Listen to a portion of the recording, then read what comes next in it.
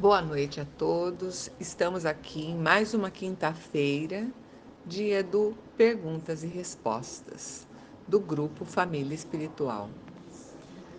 Pergunta número 1. Tanto na aparição como na materialização, é necessário médiums de efeitos físicos? A mediunidade de efeitos físicos, o que é?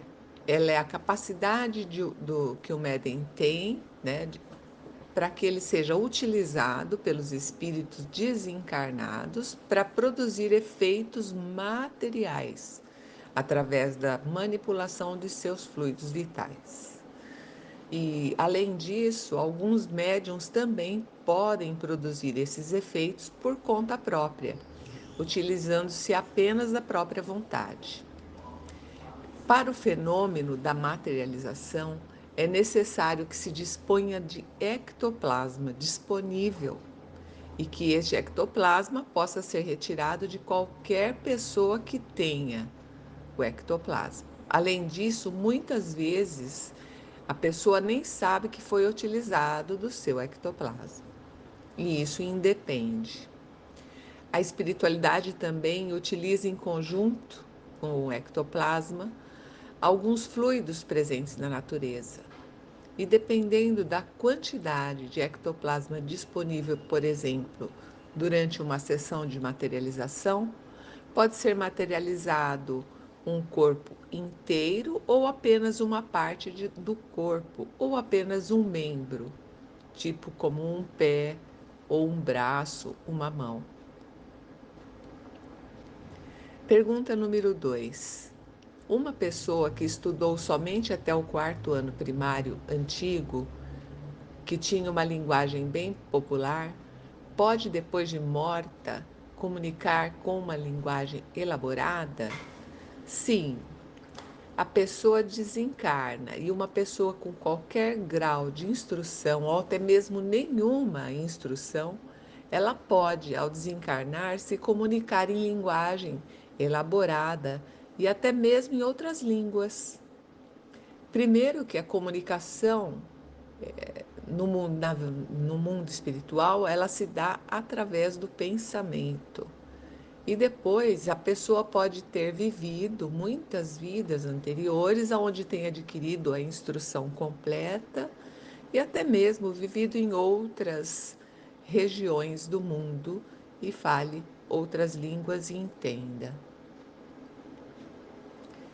Pergunta número 3. Há como afastar pessoas que nos queiram mal e queiram nos prejudicar só utilizando a oração? Para manter afastadas as pessoas que nos queiram mal, é somente através do nosso livre-arbítrio ou do livre-arbítrio da pessoa que deseja isso. Como? Evitando contato com essa pessoa que lhe queira mal e mantendo sua vibração espiritual elevada, porque desta forma nada atinge quem se mantém em equilíbrio, quem se mantém espiritualmente com a vibração, com a energia positiva e elevada. Todo mal que chega para alguém é por causa de que essa pessoa se abriu para o mal entrar, né? É quando a gente diz que a pessoa baixou a guarda. É porque se nós nos mantivermos em sintonia com a espiritualidade superior, que é de alta frequência, e isso a gente consegue pelos bons pensamentos, pelos bons sentimentos que temos, o mal não nos atingirá. A oração, sim, sempre ajudará a mantermos nossa sintonia elevada, mas somente a oração não resolve. É necessário que exista, sim, a oração, mas que ela venha de dentro da pessoa para fora. Pergunta número 4. Os pastores têm mediunidade? Bem, conforme nos adverte Allan Kardec e todos que estamos na doutrina sabemos, todos somos médiums. O que nos diferencia É somente a ostensividade da mediunidade. E sim, muitos pastores, bem como também frequentadores comuns das igrejas e dos templos, são médiuns, têm mediunidade. E muitos há também, infelizmente, que são charlatães, e isso em todas as religiões. Um médium que trabalha para o bem, ele deve seguir as palavras de Jesus e, portanto, dar de graça o que de graça recebeu. Pergunta número 5. O que realmente nos faz evoluir a cada encarnação? Enquanto nós estamos na vida, precisamos amadurecer nosso espírito. O que significa? Significa ir aprendendo a manter o equilíbrio emocional, cuidar do nosso mental, cuidar de nossos pensamentos, não querer mal, não falar mal, não ferir as pessoas e não perder o tempo precioso que nos é dado por Deus todos os dias. E esse tempo que Deus nos dá, nós precisamos empenhá-lo em estarmos progredindo, sendo melhores. O que nos leva à evolução é o autoconhecimento, como está no Livro dos Espíritos: conhece-te a ti mesmo. Então, o autoconhecimento de cada um é o que nos leva à evolução. É a gente se preocupar com o que cultivamos em nosso interior. Pergunta número 6. No plano espiritual, tem casas para morar, como temos aqui na Terra? Do que são feitas essas construções? Sim, no plano espiritual tem construções e casas aconchegantes, tem prédios, edifícios semelhantes aos que conhecemos aqui no plano material.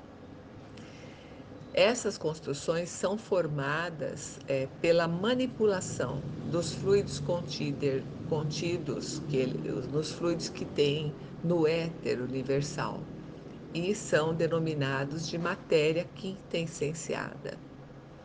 E o resultado dessas construções depende da projeção mental de quem está realizando o projeto, né, no caso. Como nós sabemos, o nosso planeta é uma cópia imperfeita da verdadeira pátria, que é espiritual. Portanto, sim, temos edificações como as que temos aqui na Terra, inclusive também carros, como aeróbus, meios de locomoção. Pergunta número 7. O que são zonas astrais de adaptação? Como funcionam? Bom, eu acredito que essa pergunta ela se refere às casas de passagem, né? Ou às colônias espirituais que existem na crosta terrestre, na crosta do nosso planeta.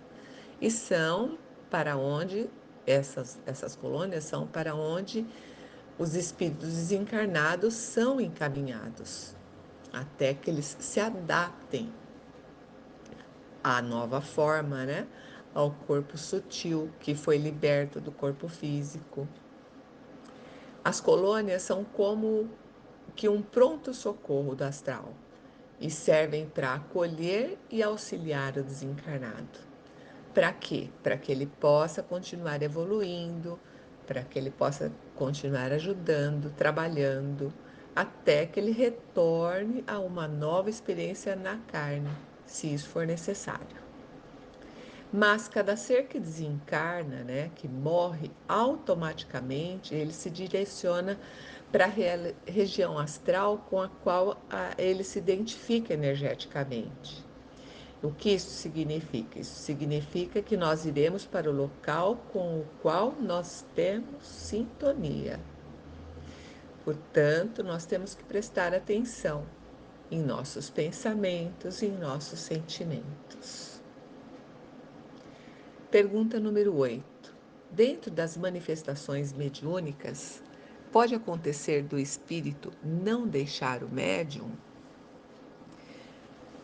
Toda manifestação mediúnica realizada com responsabilidade, ela acontece apenas até que o espírito se manifeste, repasse ao que ele veio e então ele vai se desligar do médium. Mesmo porque a mediunidade ostensiva, ela depende da energia vital do médium.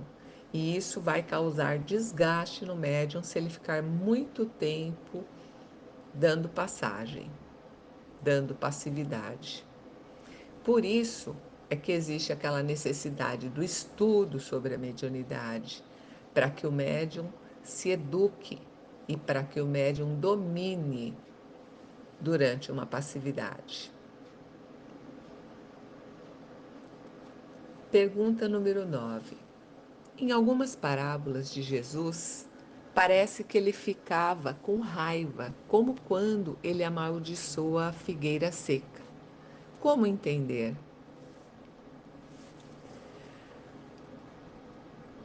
Com a parábola da figueira seca, Jesus demonstra, né, através de uma linguagem figurada, que o solo ali que segura a figueira, né, ele representa o quê? O solo representa a vida em abundância que Deus concede igualmente para toda criatura viva, para todo ser vivo.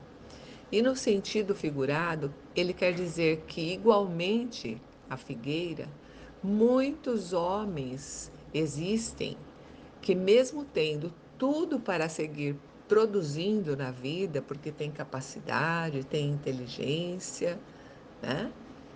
Ficam estacionados, parados no tempo, não se preocupam nem em brotar novas ideias, em repassar alguma ideia positiva.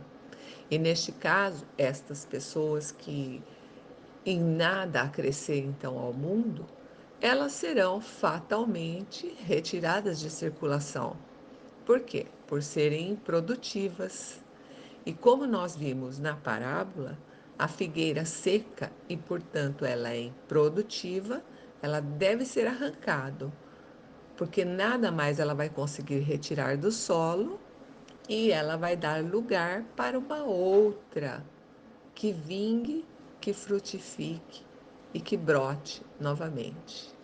E o significado disto é o quê? Que nós temos que trabalhar por nós para produzirmos e fazer valer a nossa oportunidade aqui no mundo durante esta passagem bendita que se chama vida no corpo físico. Pergunta número 10. É possível estudarmos enquanto dormirmos e ao acordar lembrar de estudo?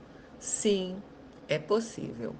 É possível sim termos acesso a ensinamentos enquanto dormimos e através de nosso desdobramento durante o sono ou emancipação. É chamado dos dois modos, desdobramento e emancipação. Porque durante o sono, o nosso espírito ele sai em busca da sua liberdade e ele vai para perto de onde ele mantém sintonia. Por exemplo, se ao deitarmos, se antes de deitarmos, ao deitarmos, a gente, antes da noite de sono, nós fizermos oração e pedirmos ao nosso guia espiritual ou mentor, como queiram chamar, que está sempre junto de nós, para que ele nos guie pela pátria espiritual, a fim de que nós participemos de palestras edificantes, enfim, para que a gente seja beneficiado com ensinamentos enquanto dorme, para que ele nos ajude a sermos melhores a cada dia, ou para que até tenhamos um encontro com algum ente querido durante o nosso desdobramento, certamente nós iremos a esses lugares enquanto dormimos. né?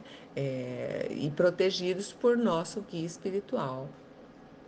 Mas nem sempre nós conseguimos lembrar o que vivenciamos no plano espiritual.